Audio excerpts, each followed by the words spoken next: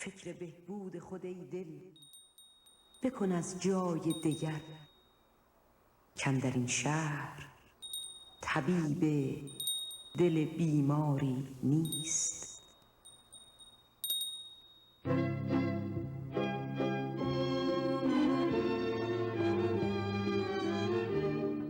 The word for breath and wind is the same word for spirit in many languages. In Persian poetry, this word is nafas. Hi, welcome to Texas Nafas. I'm Rick Williams. Behind the camera is Farid Mohammadi. He's also the producer. With us today is Janet Kuypers, who will be reading poetry, and we'll get right to it. Janet? Hi, and thank you, and I'm honored to be here. First poem I'd like to read from you is from the book Pharaoh Memes of Instagram and Twitter Poetry. Last poem of the book, and it is called Our Color, Our Gender, Our Creed. There is a house inside of me. It's a house with a rich history, brimming with the knowledge of how our souls have flourished and how it could all be so quickly taken away. There is a house inside of me. It's had to shut down, to hide everything away, because those who didn't look like me decided that I was nothing and treated me accordingly.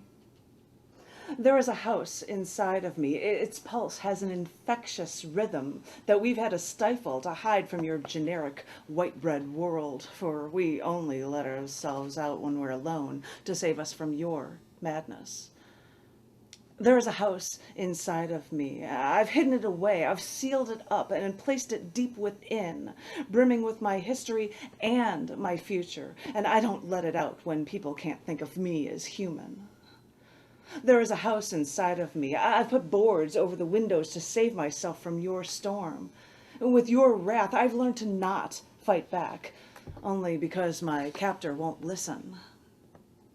There is a house inside of me, and this house will stand strong even after you have raped me, beaten me, tortured me, tried to kill me, treated me as nothing. But you were so wrong. There is a house inside of me, and what you don't realize is that this house will outlast yours.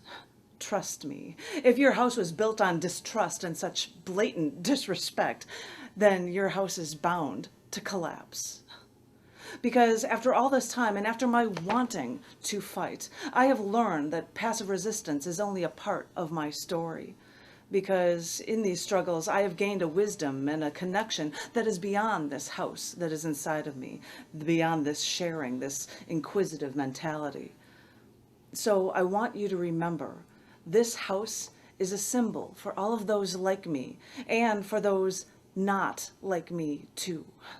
Because I have a dream that everyone who has suffered like this, and even those who have not, should share their stories with all of the world, no matter our color, our gender, our creed. This is my dream, because this is how we truly grow. So the performative aspects of this, do you memorize poems? Selma I have, because I've known them to perform them enough. Selma I know quite by heart. Oftentimes, because I've been writing so much, in fact, this year I decided to write a poem a day for every day of the year, which was why one of the books that this last poem was also in is Every Event of the Year. This is volume 1, January through June, because that was written on Martin Luther King Jr. Day.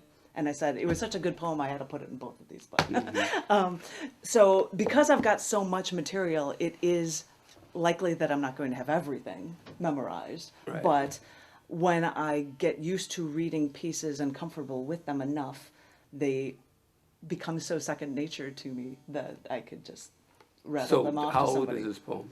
This poem I wrote on Martin Luther King Jr. Day this year, This year. January 20th, thereabouts, whatever it was for 2019. I could tell you if I wanted to look it up in the table of contents what day it was written, but I'm not going to. But it was in January 2019 when that one was So written. it's obviously a political poem as well as a personal poem. The whole idea of houses and the distance, the house is both safe and also separate from this house and that house and that house. So it's a distancing And- device even as it brings you closer. It was bringing in the notion of a place where people come together, or something where you keep all your treasured valuables, or a place that you don't feel safe. I've had to board it up and hide it away, or I put boards over it because of your storm. Well, yeah, you were a rape. Acquaintance workshop facilitator. Yes. And that's one of the lines I threw in there too, because I was just thinking, okay, you've done all of these horrific things to me, us, or a people. And yes, I worked for years as an acquaintance rape workshop facilitator, so a lot of my past poems would relate to women's issues, or sexism, or violence against women, or rape in general. Trauma? A lot of trauma from it. It was actually quite spooky and scary, because people would know that was what I had done, and they're like, oh, by the way, hi, I know that you did this. Please let me share with you my story of how I was raped when I was 16, or which is an additional burden beyond what, if something had happened like that to me or not. You're just then taking in a bunch of people's stories, and you don't know what to do with that. And So the poetry is a way of dealing with other people's traumas, as well as your own. Exactly. Underneath. I know that you don't know what poems I would like to read, but it's really kind of funny that the next poem I wanted to share was about dealing with a rape issue. It's really funny that just happened to stumble into that one. This is a poem from the first book I had ever published through Scars Publications, called Hope Just in the Attic, and the poem is called The Burning. I take the final swig of vodka, feel it burn its way down my throat, hiss at it scorching my tongue, then reach for that bottle to pour myself another. I think of how my tonsils scream every time I let the alcohol rape me. And then I look down at my hands, shaking, holding that glass of poison, and think of how these were the hands that should have pushed you away from me, but didn't. And I keep wondering why I took your hell, I took your poison. I remember how you burned your way through me. You corrupted me from the inside out, and I kept coming back. I let you infect me. I know you burned a hole right through me. I hated it. And now I have to rid myself of you, and my escape is flowing between the ice cubes and the glass nestled in my palm. But I have to drink more. The burning doesn't last as long as you do. So you've not done plays? No, although the funny thing is I wrote one short story years ago called Crazy. And it's just a monologue about a person that's in a psych ward after violent acts, and I did that as I'm a Chicagoan, and before I took over an open mic, they had said, oh, sometimes a feature doesn't show up if you want a last minute thing, and I stumble in, and I play out this role, and I read this short story as a feature, and they were like, this is the best feature I've ever heard from you ever. And I actually also did it once here, and people were stunned and thrilled with it. But I haven't written long plays. No, I haven't. I guess I am an actor by definition of how I will portray roles by my readings and the like, but I have not gone into producing plays or anything of the nature. Why? I think I appreciate the idea of a shortness with a statement in a poem instead of coming up with really long pieces. So that's why poetry as opposed to plays. I think so. I wrote a novel once. It took, I'd written 3 chapters, and then I was almost killed in an auto accident, and I had to put my life back together, which meant that was on hold. I'm going to forget that novel, and after a while I'm like, I should get back to it. And it's an epic. It's like 600 pages. It's way too Great. long and obnoxious, but I did try it. So Yeah, my next question was going to be, because I know you were in an accident, and the whole idea of whether an accident or rape, which is another kind of different accident. kinds of traumas, yeah. Different kind of also a different kind of accident, Yeah. because it happens to you. And to a certain extent, you're the driver of the car, as it were. You're also the body that gets hit by another body in a violent act. In every accident, there are 3 crashes. Yes. The car into the car, your body organs into the skin, and then you hitting the, it's really kind of frightening to learn those things when you're, after you go through this. Oh, never. It's jostling how much you can learn while trying to keep yourself sane and wrap your head around everything that's happened to you. So okay, here, we have an accident poem? I know I'm messing up your order, but... No, you're not messing up my order. I wanted to not have something that would be that horrific included in my collection, but I will tell you that the next book, the poem I was going to read, was a poem that doesn't relate to the accident, but I wrote it days before the accident. When I say this to people... Prescient. When I say this to people, and in fact, when I was unconscious in the hospital, this is about a relationship. Somebody left an open journal, and I said, please write a message, because she's in a coma. And so he's like, hey, you just wrote a poem called Fantastic Car Crash. This is supposed to be me in the hospital, not you, which it was just spooky, but it doesn't relate to it, but in a bizarre way it does. So this poem is from a collection of interviews, and if you want to know all sorts of weird things about me, you can get this little book called In Depth, and this is in it, and it's called Fantastic Car Crash. And our life is one big road trip now, when we set the cruise control and make our way down the expressway. And most of the time when we're driving, we're in a straight line. The scenery blurs. There's nothing to see. But I know what's inside of you, and I know what you're made of. There's no such thing as a calm with you. Everything shatters with you, you know. It's a spectacular explosion. I try to duck and cover as metal flies through the air. And every time you leave the scene of the accident, I'm left picking up the shards of glass from the broken windows. You know, the glass breaks into such tiny little pieces. They look like ice. It takes so long to pick up the pieces, and even though I'm careful, I'm still picking up the pieces, and I'm still on my knees, and the glass cuts into my hands, and the blood drips down into the street. Think of it as my contribution to this fantastic car crash that is you, that is me, that is us, as I pull the glass from my hands and wave my hand to the line of traffic. Go on. Keep driving. This happens all the time. There's nothing to see here. Happens all the time. So when did poetry happen to you? First poem I ever wrote, I was 9 for a class. Mm-hmm. And it's one of the few that I will admit to that rhymes. Yes. And it was fun. And I tried to continue writing in high school and tried to rhyme more, but I found that by doing that I was not able to get a message across because I was working too hard on trying to come up with a rhyme to match lines. And then when I would go off in college and then off on my own, I'd let that be a sounding board, in a matter of speaking, for going through the travails of life and whatever new experiences you have. So it's always been there, yeah. Well, the 9-year-old I wouldn't imagine would have issues with crashing into you, as it were. But poetry at some point became a way for you to deal with those travails. Yeah, this is true, exactly. I think that is the case for most writers, and probably in particularly poets, because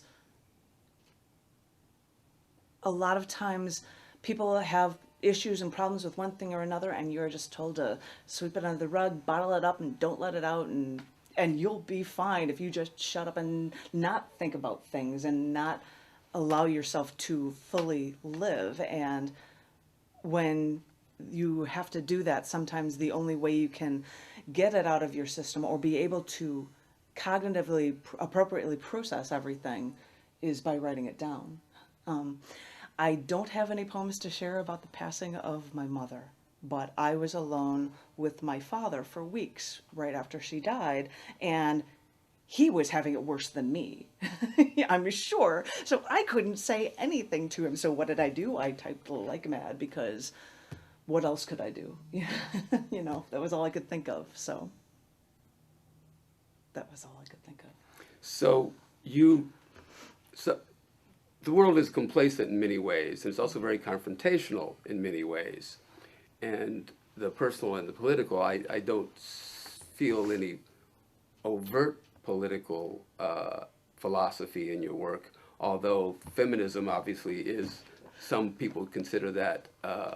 This is true, very true. And I was just thinking that the next poem that I have on my list of reading is a politically argumentative piece about a philosophy. It's almost like we planned this, we isn't totally it? did not plan that.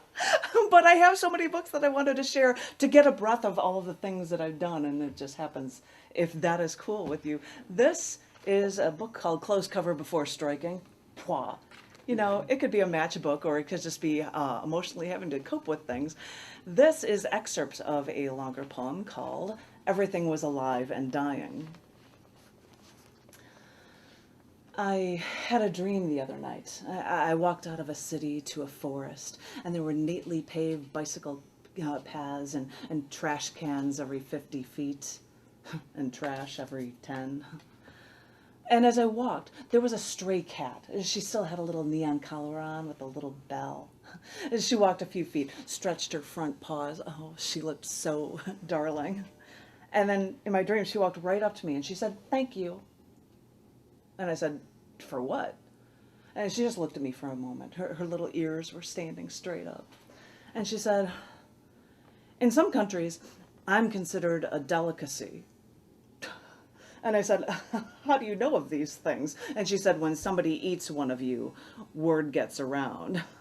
And then she just looked at me for a moment. And she said, "And in some countries, the cow is sacred. Wouldn't they love to see how you humans prepare them for slaughter? How you hang them upside down and slit their throats so their still beating hearts will drain out all the blood for you?" She said, "Isn't it funny how arbitrary your decision to eat meat is?" And I said, "Don't put me in that category. I don't eat meat." And she said, "I know." And then I woke up in a sweat. "So tell me, Ted, Canadian, Cuban, Cruz. So tell me, Nancy, my eyes are pried open, Pelosi. So tell me, Mitch, the slowest turtle, McConnell. So tell me, Lion Hillary Clinton. So tell me, Entertainer-in-Chief Donald Trump. So tell me, Barack Hussein Obama. If you woke up from that dream, would you be in a sweat too?" Because everything is linked here. We destroy our animals so we can be wasteful and violent. We destroy our planet. We destroy our earth. We even destroy our air. We wreak havoc on the soil, on the atmosphere. We dump our wastes into our lakes. We pump aerosol cans and exhaust fumes. And you think I'm extreme? And I'm just beginning to think that we just keep doing it because we don't know how to stop. And deep inside, we feel the pain of all that we've killed, and we try to control it by popping a chemical-filled painkiller. We live through the guilt by taking caffeine, nicotine, morphine, and we keep ourselves thin with saccharin, and we keep ourselves sane with our alcohol poisoning. But the thing is, in the wild, you have no power over anyone else. Now that we're civilized, we create our own wild. And maybe when we have all this power, the only choice we have is to destroy ourselves. And so we do. I feel like I should have a mic to drop after I say there's a strength on that one. Indeed. Do you ever do videos? I do videos of readings when I go to places, and when I was in Chicago and I ran a poetry open mic, I taped the entire thing, as well as features, and I had a podcast for it as well. I asked my husband, the amazing computer guru geek, I said, "Do you have any way of knowing? I put up a poetry podcast every week.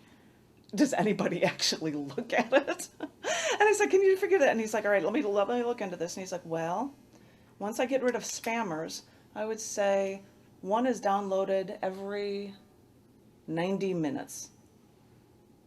I mean, like 24/7, every hour and a half." I'm like, "Really? I mean, like that many people are actually downloading this?" So it was a cool thing to do for that.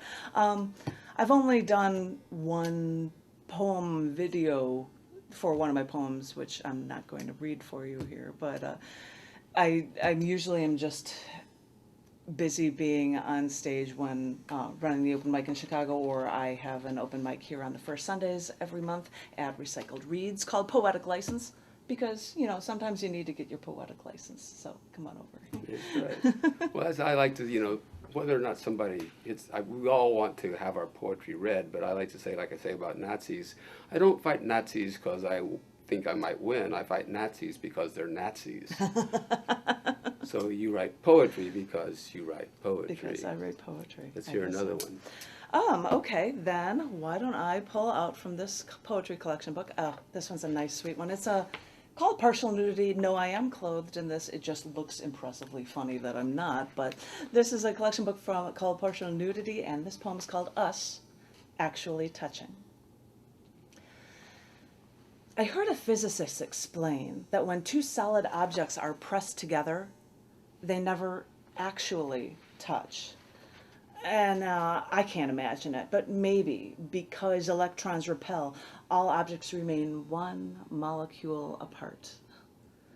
I wonder if this is why, when I see you and when we embrace, I want to hold you tighter and tighter. Because I want to defy the laws of gravity and feel that connection to you as long as I possibly can.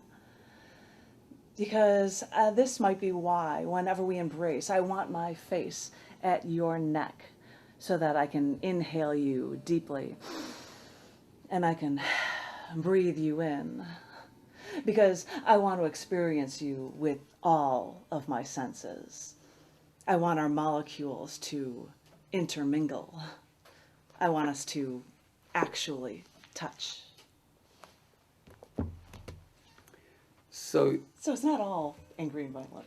Well, yeah, I mean, now we're getting into quantum physics, and you mentioned dreams earlier. So, yeah, the idea that there's no there. So I heard you earlier say that there's a science book that you have. I was looking for a challenge when I was writing, and apparently this year it was for writing a poem a day, which is a fun challenge. A few years back, I'm like, I'd like to find something to tackle. And I thought, why don't I go the science route and try to write a poem, which I did, for every element of the periodic table. And it was so fun. So for a year, every feature I did in Chicago was all periodic table poems. And yeah, I kept on that science route, I guess, with that. But that was a fun thing to do. You're seeing it in my hand. You're seeing the periodic table of poetry. I originally started my schooling in computer science engineering. And I said, I loved math. You're like, what? You're kidding me. And I ended up switching over to go into writing, into news editorial journalism, where I focus on design, which is why I'm designing books now.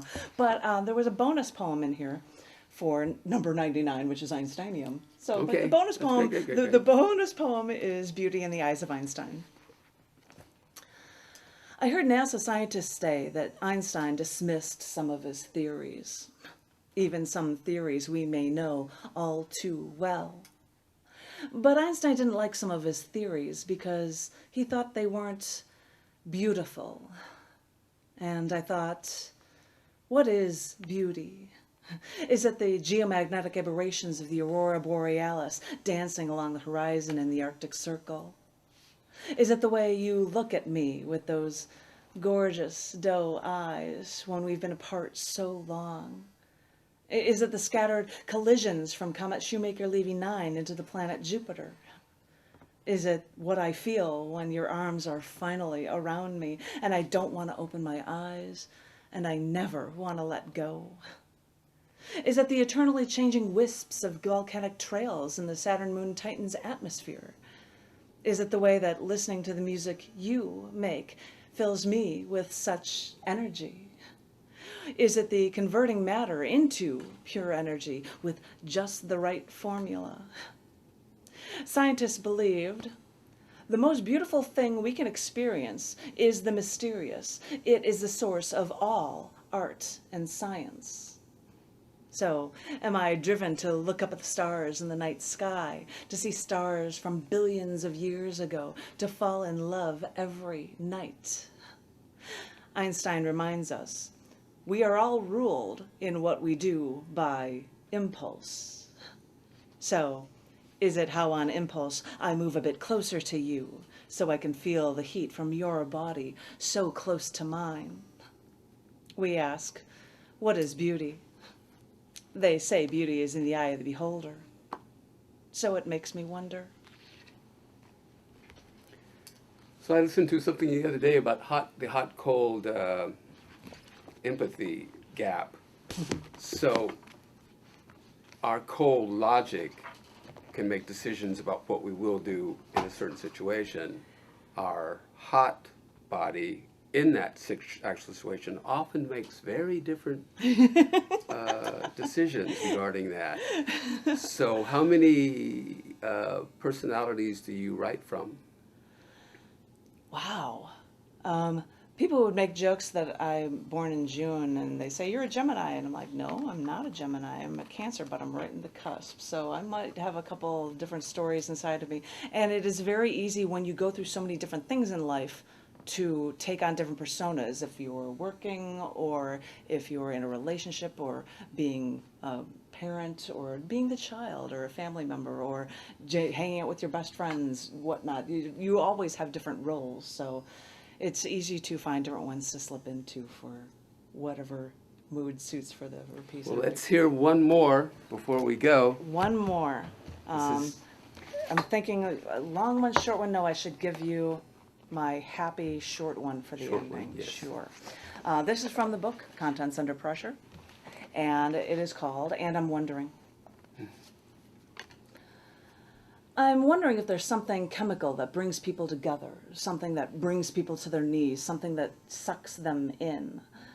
And I'm wondering if you're sensing what I'm sensing. Is it just me? Am I making it all up in my head? Or when I glance up and I catch your eyes, well, are you actually staring at me? And I'm wondering if we could work out this time, if we'd have one of those relationships that no one ever doubts, because we know we'll always be in love. And I'm wondering if you'd find my neurotic pet peeves charming, like how I hate it when somebody touches my belly because I'm so self-conscious. And I'm wondering why you had to tell me when we happened to be sitting next to each other that the fact that our legs were almost touching was making your heart race.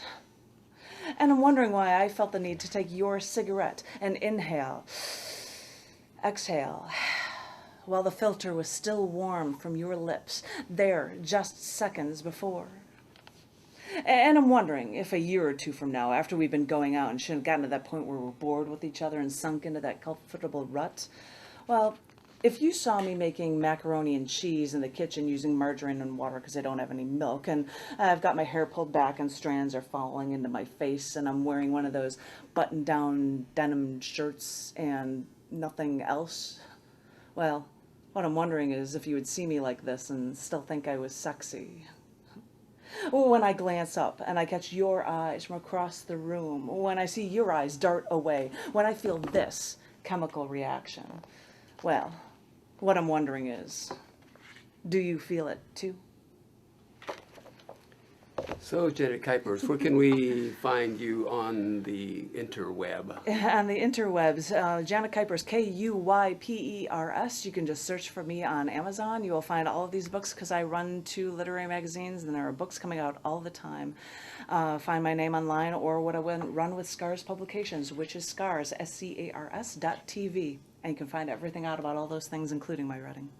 Perfect. Thank you. Well, thank you. You've been watching Texas Nafas with Janet Kuypers. I'm Rick Williams, your guest host. Behind the camera is Farid Mohammadi. You can catch this action on channel 16 or 10 at the first day of the month on about 9:30. If you don't know how to get there, go to texasnafas.org or call Access TV in Austin.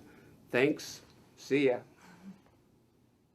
This project is funded and supported in part by the City of Austin through the Economic Development Department, Cultural Arts Division, believing an investment in the arts is an investment in Austin's future. Visit Austin at nowplayingaustin.com.